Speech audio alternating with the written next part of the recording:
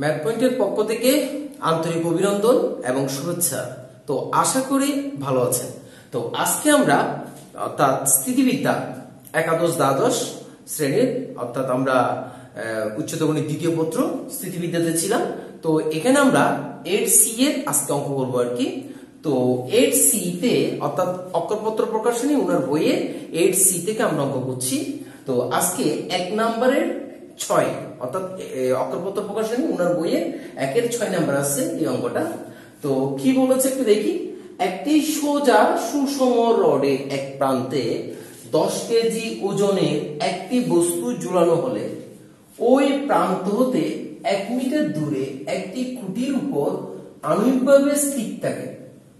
খুঁটির উপর চাপের পরিমাণ 30 কেজি হলে রডটির ওজন ও দৈর্ঘ্য নির্ণয় করো। আচ্ছা, বিষয়টি কিরকম ছিল? বিষয়টা ছিল একটা সোজা সুষম রডের এক প্রান্তে 10 কেজি ওজনের একটি বস্তু ঝুলানো যখন হবে তখন ওই প্রান্ত হতে আবার 1 মিটার দূরে একটি খুঁটির উপর আনুবিকভাবে কি থাকে? স্থির থাকে। কে? ওই সুষম দণ্ডটা। বিষয়টা এরকম আর কি। মনে করে এটা একটি সুষম দণ্ড, ঠিক আছে? সো সুষম দণ্ড মনে করেন এটা হচ্ছে এ আর এটা হচ্ছে বি। সুষম দণ্ডের দুইটা প্রান্ত, আর এই সুষম দণ্ডের এক প্রান্তে একটা 10 কেজি ওজন ঝুলানো হয়েছে এবং এখান থেকে 1 মিটার দূরে একটি খুঁটি, এখানে একটা খুঁটি দেওয়া হয়েছে, ঠিক আছে? এখানে একটা খুঁটি এই এতটুকু পর্যন্ত কি করেছে? একটা খুঁটি দেওয়া হয়েছে 1 মিটার দূরে। তাহলে এখান থেকে 1 মিটার দূরে একটা খুঁটি, উপরে লৌহদণ্ড অর্থাৎ এই সুষম রডটা কি থাকতেছে? স্থির, আনুবিকভাবে স্থির থাকতেছে। আচ্ছা, তো খুঁটির উপর চাপের পরিমাণ, এই যে খুঁটির উপর স্থির কেমনে আছে? এই খুঁটির উপরে এই লোহা রডটা, এই সুষম রডটা আর এদিকে 10 কেজি ওজন, পুরোটা চাপ প্রয়োগ করতেছে কত? 30 কেজি। প্রশ্ন এটাই বলছে 30 কেজি হলে রডটির ওজন, এই এবি রডটার ওজন এবং এই এবি রডটার দৈর্ঘ্য নির্ণয় করতে বলছে। এ থেকে বি এর দৈর্ঘ্য কত? আচ্ছা, এই এবি রডটা যদি এই এবি রডটা মধ্যবিন্দু যদি হয়, মনে করেন এখানে এবি রডটা মধ্যবিন্দু আমি ধরে নিচ্ছি ও, তাহলে এই ও তে পুরো রডটার ওজন ক্যারি করবে না? অর্থাৎ এবি যদি রড হয়, একটা সুষম রড হয়, সেটার পরিপূর্ণ ওজন কোথায় হবে? এটা যেমন ধরেন এটা একটা রড, এটা পরিপূর্ণ ওজন কোথায় হবে? এখানে বরাবর মাঝখান বরাবর হবে না, যেখানে আনুবিকভাবে স্থির থাকবে এবং কি হবে? পুরো ওজনটা এই জায়গায় ক্যারি করবে, রাইট? যেখানে ঝুলে থাকবে এখানে পুরো রডটার ওজন এখানে না, মধ্যবিন্দুতে লব্ধিটা কাজ করবে না। যদি এখানে কোনো কিছু ঝোলানো না হতো তাহলে এবি রডটা মধ্যবিন্দু ও তে ডাব্লিউ ওজন ধরে নিচ্ছি। কোনটা? এবি রডটার ওজন। আচ্ছা, এখন প্রশ্ন হচ্ছে এ বিন্দুতে 10 কেজি ওজন ঝোলানোর পরে নিশ্চয়ই এখানে যদি খুঁটিটা থাকতো, নিশ্চয়ই কোনো কিছু না ঝোলানো, এটা ব্যালেন্স থাকতো। যখন এখানে কিছু একটা ঝোলানো হচ্ছে তখন খুঁটিটা এপাশে নিয়ে আসা হচ্ছে। চাপস মনে করেন খুঁটিটা যদি এপাশে আনা হয় তখন দেখা যাচ্ছে এটা কি থাকে? অনুভূমিক থাকে। আমাদের প্রশ্নটা বলছে এবি একটা সুষম রড, এই রডটার এ প্রান্তে একটা 10 কেজি ওজন ঝোলানো হয়েছে, এখান থেকে 1 মিটার দূরে এখানে একটা খুঁটি বসানো হয়েছে, আর এই খুঁটির উপরে দণ্ডটা কি অবস্থায় আছে? আনুভূমিক অবস্থায় স্থির আছে, ঠিক আছে? মনে করেন এটা একটা দণ্ড, এই হচ্ছে একটা দণ্ড, এই দণ্ডটা আনুভূমিক অবস্থায় স্থির আছে। কখন? এই দিকে একটু 10 কেজি ওজন ঝোলানো হয়েছে আর কি করা হয়েছে? এখানে খুঁটির উপরেই সেটা ঝোলানো হয়েছে, আনুভূমিক অবস্থায় স্থির রয়ে গেছে। আচ্ছা, তাহলে এই খুঁটিতে এই খুঁটির উপরেই তো এই রডটার ওজনটাও ক্রিয়া হবে আর 10 কেজি ওজনটাও ক্রিয়া হবে। তাহলে এখানে এই খুঁটির উপর চাপ প্রয়োগ হচ্ছে কত? 30 কেজি। তাহলে এই খুঁটির উপর যে চাপটা প্রয়োগ করা হচ্ছে, যে চাপটা দিচ্ছে রডেই তো চাপটা দিচ্ছে, তাহলে ওখানে রডের ওজনও ওই খুঁটির উপর পড়তেছে, এই 10 কেজি ওজন যে ঝুলানো হয়েছে এক প্রান্তে সেইটাও পড়তেছে। তাহলে টোটাল কয় কেজি সেটা কিন্তু আমাদেরকে বলে দিয়েছে, 30 কেজি। সো আশাবাদী কথাগুলো লিখতে পারবেন। ধরি এবি হচ্ছে একটা সুষম রড যার মধ্যবিন্দু হচ্ছে ও এবং ও বিন্দুতে এবি রডটার ওজন ডব্লিউ। ও ও বিন্দুতে ক্রিয়া হতে হবে। এইবার এবি রডের এক প্রান্তে 10 কেজি ওজনের একটা বস্তু ঝোলানো হলো, 1 মিটার দূরে সি বিন্দুতে কি করা হলো, একটি খুঁটি সি বিন্দুতে স্থাপন করা হলো। সি বিন্দুতে একটি খুঁটি যেখানে 10 কেজি ওজন আর রডের ওজন ডব্লিউ, দুইটার ওজন লব্ধি কত কেজি, 30 কেজি। এখানে এটাই হচ্ছে কিনা হচ্ছে লব্ধি। সবগুলো বল কোথায় প্রযুক্ত হয়, বলটা কোথায় প্রযুক্ত হচ্ছে, এখানে। তাহলে এই সি বিন্দুতে আমাদের 30 কেজি লব্ধি, সেটা কিন্তু বলে দিয়েছে। অর্থাৎ এই লব্ধি বলটা কোথায় কাজ করবে, সি বিন্দুতে। তাহলে আমাকে এই রডটার ওজন কত এবং আর কি বলেছে, এবি দণ্ডটা, এই রডটার দৈর্ঘ্য কত। এখন প্রশ্ন হচ্ছে, যেহেতু এই কুটিটার উপরে 30 কেজি ওজন কি করতেছে, চাপ দেওয়া হচ্ছে, 30 কেজি ওজন কাজ করতেছে। 30 কেজি ওজন হলে চাপের পরিমাণ, তাহলে এইটাই তো 10 কেজি প্লাস ডব্লিউ সমান 30 কেজি। তাহলে আশা করি কথাগুলো লিখতে পারবেন। তাহলে আমরা এখন লিখতে পারি, আর এসি সমান কত, এখানে এসি সমান হচ্ছে যে 1 মিটার। আশা করি বুঝতে পেরেছেন। তাহলে আমি এখানে লিখতে পারি না, তাহলে এখানে যেহেতু সি বিন্দুতে আমাদের 30 কেজি, তাহলে আমি লিখতে পারি না 30 KG equal to 10 KG plus W. যেহেতু আমি ও বিন্দুতে ডব্লিউ ক্রিয়া করতেছে, এবি রডটার মধ্যবিন্দু, ঠিক আছে, মধ্যবিন্দুতে ডব্লিউ ওজন ক্রিয়া করতেছে। তাহলে এইখান থেকে আমরা 30 মাইনাস 10 এত KG equal to W, so is equal to 20 KG. এখান থেকে আমরা কিন্তু রডের ওজন পেয়ে গেছি। যেহেতু কুটিটার উপরে 30 কেজি ওজন চাপ দিচ্ছে, তার মধ্যে 10 কেজি এক্সট্রা একটা ওজন এক প্রান্তে দেওয়া হলো, সেটা যখন মাইনাস করে ফেলছি 30 কেজি থেকে, তাহলে 20 কেজি হচ্ছে কার, এই রডটার ওজন, যেটা কুটির উপর চাপ দিচ্ছে। আশা করি রডটার ওজন আমাদের কাছে ক্লিয়ার হয়ে গেছে। এখন আমাদের কাছে দরকার হচ্ছে এবি রডটার দৈর্ঘ্য। এখন এই রড, এই কুটির উপরেই তো এই লব্ধি বলটা ক্রিয়া করতেছে, 10 কেজি প্লাস ডব্লিউ কেজি। তাহলে আমরা দুইটাই সুষম বল না, ও বিন্দুতে ডব্লিউ, এই বিন্দুতে 10 কেজি, তাহলে এটা সুষম বল। অর্থাৎ আমরা এখান থেকে এই দুইটা বলের লব্ধি সি এবং দুইটা বল হচ্ছে 10 কেজি এবং ডব্লিউ। তাহলে এখান থেকে আমরা কি লিখতে পারি, এখান থেকে আমরা লিখতে পারি 10 into AC equal to W into OC. এতে কোনো সমস্যা আছে?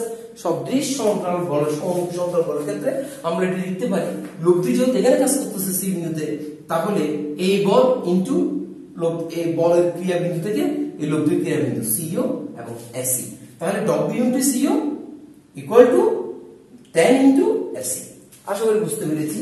তাহলে এখান থেকে আমরা কি লিখতে পারি, 10 ইনটু এসি, এসির মান কত 1, ডব্লিউ ওসি, এই যে ওসি, ওসি কে আমি যদি এইভাবে লিখতে পারি এ ও মাইনাস এসি, কোনো প্রবলেম আছে? আমার কিন্তু এসি এর ভ্যালুটা কিন্তু আমার কাছে দেওয়া আছে। আচ্ছা, তাহলে এখান থেকে আমরা পাচ্ছি 10, এটা তো কোনো প্রবলেম নাই, আমরা ওখানে পাচ্ছি 10, ঠিক আছে। তাহলে ইকুয়াল টু এখানে W into A O minus W into AC, ঠিক আছে, ডব্লিউ ইনটু এসি আমরা এতটুকু পাই কিন্তু। আচ্ছা, তাহলে এখান থেকে আমরা কি লিখতে পারি দেখেন তো, এখান থেকে আমরা লিখতে পারি 10 ইকুয়াল টু ডব্লিউ মান কত আমাদের কাছে, ডব্লিউ এর মান হচ্ছে 20 কেজি, তাহলে 20 into A O minus 20 into 1, এই যে 20 ইনটু এসি আছে না, এই এসি এর মান হচ্ছে আমাদের কাছে 1, ঠিক আছে। আশা করি সো বুঝতে পারছি তো না? দেখেন এই যে 10 বসাই দিলাম, ডব্লিউ মান হচ্ছে আমাদের কাছে 20 বসাই দিলাম, এ ও মাইনাস ডব্লিউ হচ্ছে 20, এসি মান হচ্ছে আমাদের কাছে 1, ওকে। তাহলে 10 মাইনাস হয়ে যাবে plus 20 equal to 20 into A ও। বিষয়টা বুঝছি? এই 20 এর সাথে 1 গুণ করেছি, এই 20 এর সাথে 1 গুণ করেছি, 20 মাইনাস থেকে এসে প্লাস। এখন আমাদের কাছে আসলো 30 equal to 20 into A O, so 30/20 equal to AO. So 3/2 equal to AO. ঠিক আছে, তার মানে AO সমান আমরা পাচ্ছি 3/2। আমার কাছে AB রডটার দৈর্ঘ্য বের করতে হবে, তাহলে সুতরাং AB সমান হচ্ছে 2 × 3/2, কারণ ও ছিল AB রডটার মধ্যবিন্দু, তাহলে ওর মান যেহেতু বের করেছি তাহলে AB রডটা হচ্ছে AO এর দ্বিগুণ। ওকে, তাহলে এখানে হবে 3 মিটার। আশা করি বুঝতে পেরেছেন। ঠিক আছে, খুবই সিম্পল একেবারে অঙ্কটা ছিল আর কি। তো এখন আমরা একের 7 নাম্বার করব। অক্ষরপত্র প্রকাশনী উনার বইয়ে একের 7 নম্বরে আছে। এই অঙ্কটা ইম্পর্টেন্ট। একজন লোক একটি লাঠি কাঁধের উপর আনুভূমিকভাবে স্থাপন করে, কাঁধের উপরে একটা লাঠি স্থাপন করে এর এক প্রান্তে হাত রেখে, আশা করি আমরা দেখেছি বিভিন্ন জায়গায় এমন করে হাত রেখে পিছনে একটা লাঠির উপর অন্য আরেকটা কিছু ঝুলানো হয়। তাহলে এক প্রান্তে হাত রেখে অপর প্রান্তে W ওজনের একটি বস্তু বহন করছে। যদি তার কাঁধ হতে বস্তু ও হাতের দূরত্ব যথাক্রমে AO x হয়, তবে প্রমাণ করো যে তার কাঁধের উপর চাপের পরিমাণ হবে এত। বিষয়টা কিরকম ছিল? বিষয়টা ছিল এইরকম, মনে করে এটা হচ্ছে একটা লাঠি, যে লাঠিটা হচ্ছে ধরে নিচ্ছি A এবং B দুইটা প্রান্ত লাঠিটার। এই লাঠিটা দুই প্রান্তের মনে করে B প্রান্তে কি দেওয়া আছে? একটা W ওজনের বস্তু ঝুলানো আছে। ঠিক আছে, তো লোকটা এই B প্রান্তে যদি W ওজনের আমি একটু কাছে নিই, হ্যাঁ মনে করেন B প্রান্তে W ওজনের একটি বস্তু ঝুলানো আছে আর A প্রান্তে উনি হাত দিয়ে চেপে রাখছে। তাহলে কাঁধটা কোথায়? উনার কাঁধটা হচ্ছে এখানে। মনে করেন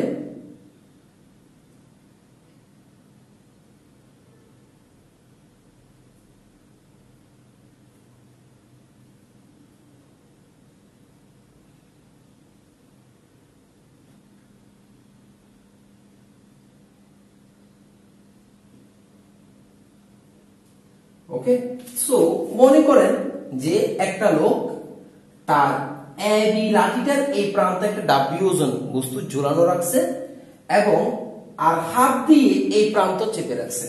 এই প্রান্ত যেহেতু চেপে রাখছে, A বিন্দুতে তার হাতের চাপ আমি ধরে নিচ্ছি T। তাহলে হাত দিয়ে এই প্রান্তে চাপ দিচ্ছে, সেটা হচ্ছে T পরিমাণ চাপ দিচ্ছে, আর এখানে ওই প্রান্তে W ওজনের একটি বস্তু ঝুলে আছে। তাহলে পুরো চাপটা এইদিকে W ওজনের বস্তু, ঠিক আছে, লাঠি, আর এদিকে হাতের চাপ, পুরোটা তার কোথায় কাজ করতেছে? কাঁধের উপরে। ঠিক আছে, একজন লোক একটি লাঠি, লোকটা হচ্ছে এই ভদ্রলোক মনে করেন, আর এই স্থানটাকে আমি ধরে নিচ্ছি C স্থান, যেখানে এই যে এই জায়গায় লোক দুটা ক্রিয়া করতেছে। আচ্ছা, তো একজন লোক একটি লাঠি কাঁধের উপর আণবিক ভাবে স্থাপন করে, এটা পুরো আণবিক অবস্থায় আছে, স্থাপন করে এর এক প্রান্তে হাত রাখছে, মনে করেন এক প্রান্তে উনি হাত রাখছে, অপর প্রান্তে W ওজনের একটি বস্তু বহন করছে। আশা করি প্রশ্নের সাথে আমাদের ফিগারটা হচ্ছে। যদি তার কাঁধ হতে, এই যে কাঁধ হতে বস্তু ও হাতের দূরত্ব, তাহলে এই কাঁধ হতে বস্তু ও হাতের দূরত্ব, এই এখান থেকে এটা বস্তু ও হাতের দূরত্ব, তার মানে এই কাঁধ হতে বস্তুটা পর্যন্ত দূরত্ব হচ্ছে a এবং এখান থেকে কাঁধ পর্যন্ত দূরত্ব হচ্ছে x। এইটাই বলছে AOX হয়, এই যে এখানে AOX। ঠিক আছে, তো তবে প্রমাণ করো যে কাঁধের উপর যে চাপটা, এইটাই তো এখানেই তো লব্ধি, অর্থাৎ এই কাঁধের উপর যে চাপটা পড়বে, রাইট, এই কাঁধের উপর যে চাপটা পড়বে এটাই তো আমাদের লব্ধি হবে। তো সেখানে কোন চাপটা পড়বে? T plus W। এদিকে হাতের চাপ, এই যে ওজন, যে ওজনটা এখানে জোড়ানো হয়েছে দুইটাই T প্লাস W হবে। তাহলে তার কাঁধের উপর চাপের পরিমাণ হবে। তার মানে আমরা এই T এর ভ্যালুটা বের করতে পারলেই এই লব্ধিটাই হয়ে যাবে। তাহলে লেখাগুলো আশা করে লিখতে পারবেন। ধরি AB হচ্ছে একটা লাঠি আর লোকটির কাঁধ হচ্ছে C স্থানে আছে এবং কি A প্রান্তে লোকটি হাতে চাপ এ প্রান্তে টি ক্রিয়ারত, ধরে নিচ্ছে চাপ টি, এবং অপর প্রান্ত বি তে ডব্লিউ ওজনের একটি বস্তু ঝুলানো আছে। আশা করি লেখাগুলো আমরা লিখতে পারবো।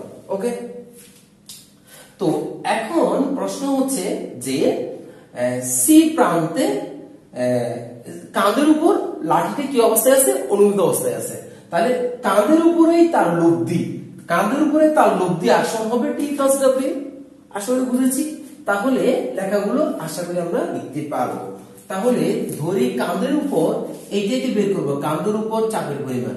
তাহলে ধরি কাঁধের উপর চাপের পরিমাণ, ধরি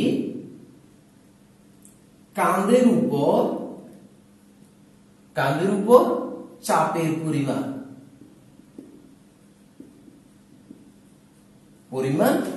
আর সমান কি হবে? টি প্লাস ডব্লিউ হবে না? টি প্লাস ডব্লিউ। তাহলে এ প্রান্তে টি, বি প্রান্তে ডব্লিউ, দুইটি সমমুখী সমান্তরাল বল, চাপ কোথায় কাজ করতেছে? সি তে লব্ধি। তাহলে সমমুখী সমান্তরাল বলের ক্ষেত্রে আমরা কি লিখতে পারি? সেটা একটু লিখে দিতে হবে। সেটা কি লিখতে পারি? সেটা হচ্ছে A C into T equal to B C into W. এটা আমরা লিখতে তো পারি আশা করি। ঠিক আছে, এস ইন্টু টি। আচ্ছা, এরপরে আসি তাহলে এসি। এসি এসি এই এসি ভ্যালুটা কত বলুন তো? এক থেকে সি সেটা হচ্ছে X into T equal to B থেকে সি সেটা হচ্ছে যে এ ইন্টু ডব্লিউ। তাহলে এখান থেকে আমরা লিখতে পারি T equal to A W by X. এতে তো কোনো প্রবলেম নাই।